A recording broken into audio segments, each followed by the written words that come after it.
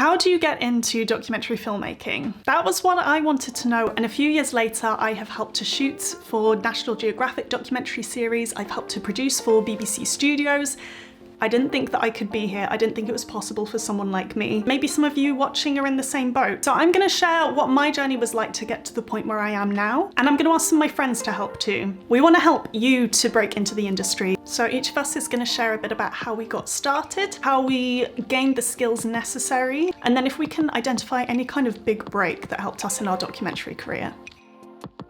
My name is Leah DeLeon. I am a documentary filmmaker, producer, director. I started doing documentary courses in school and then started a business with my now husband. It has since evolved into a documentary production company. My name is Shaun and I am a director of photography, predominantly focused on documentary films. I started out in journalism. Magazine budgets were plummeting. I managed to, over a few years, start phasing out the writing and the photography and focus exclusively on the video. My name is Giulia and I am a filmmaker, specialised in documentary. After I finished my undergrad in graphics, I did a 1-year MA in film and TV at Falmouth. It was really great to specialise in making films. So I was making YouTube videos while I was at university, and I decided that it would be a lot of fun to work in digital marketing after graduation. I graduated in modern foreign languages and then I made it happen. I started a freelance career in social media management, but I felt like something was missing. So around 2017, I decided to pivot and started freelancing in video production instead. I started positioning myself to non-profits who wanted to tell stories about the impact they were making. This was how I made some of my very first documentary films. But let's get into some of those nitty-gritty skills.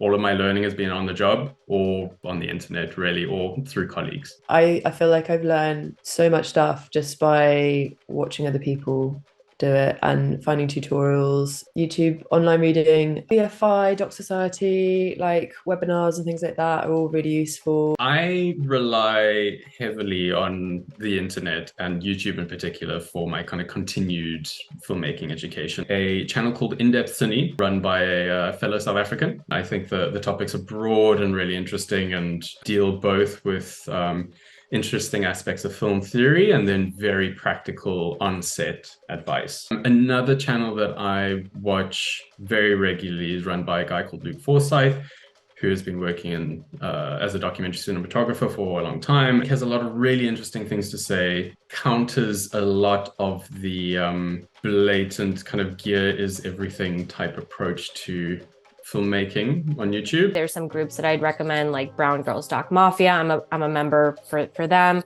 They uplift women of color in the documentary space. They're a terrific resource. I've gotten a lot of jobs from them. There's also the Video Consortium is another group I'm a part of. It's just all about building connections. Just see how you can be part of something bigger than yourself. For me, when it came to breaking into broadcast, the fact that I had a portfolio of short films that I'd done in my spare time and for clients was a big help. The fact that I knew how to shoot was a big differentiator for me landing my first TV job. And I wouldn't have got that job if it weren't for the fact that I also speak foreign languages. So let's pause and have a real think, because there are multiple different ways to break into the documentary industry. I had gone over to the Philippines to kind of do news coverage of this drug war, where Duterte effectively authorizes police to kill drug users with impunity. And I kind of arrived about a month in. Doing it sort of quite cheaply meant that I could go back, and I, on the side, was shooting this little short documentary, basically following 3 people and their kind of journey through the next month or two of in the wake of some pretty awful things that had happened to them. It was something that no editor was going to trust me with. I was kind of an unknown entity. By the end of this trip, I had a little short documentary. I started sending it through to festivals and it got a little bit of traction. We get hired based on our show reels, we get hired based on our portfolios.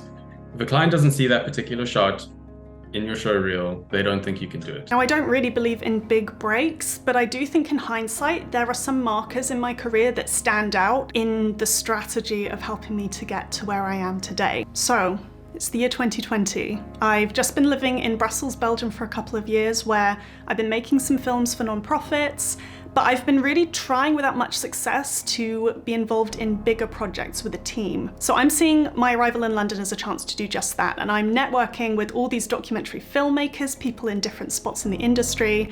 And then the pandemic hits. But actually, after the first lockdown, I got a break. I had enough information to know where to apply to the types of TV jobs I wanted. Shout out to the talent manager for being the place where I landed my first TV job. It was my language skills and shooting abilities that really set me apart for this role.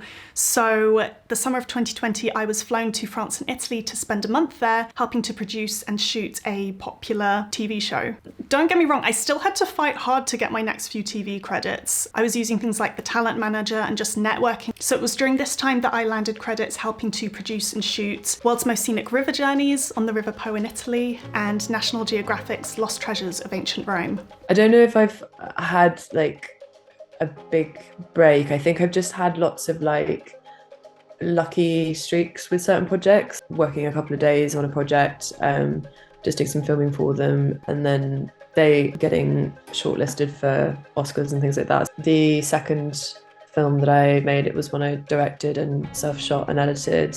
That was like my directing debut, and that one ended up getting shortlisted for Grierson. The film that I first produced out of school, called We Are Like Waves, is a short documentary about one of the first female Sri Lankan surfers. And I made that film with one of my best friends, Jordan. She directed it. And that film has screened across the world. We ended up getting distribution through the LA Times, and technically we were qualified for the 95th Academy Awards. All the time that I was in broadcast, I was still making sure that I made time to do my own stuff. I would even start outsourcing some freelancers to make the projects bigger and better. So even now that I've stepped away from broadcast for the past year or so, I've got this network of passionate documentary filmmakers around me, and that makes a big difference. But let's talk about what all of this means for you.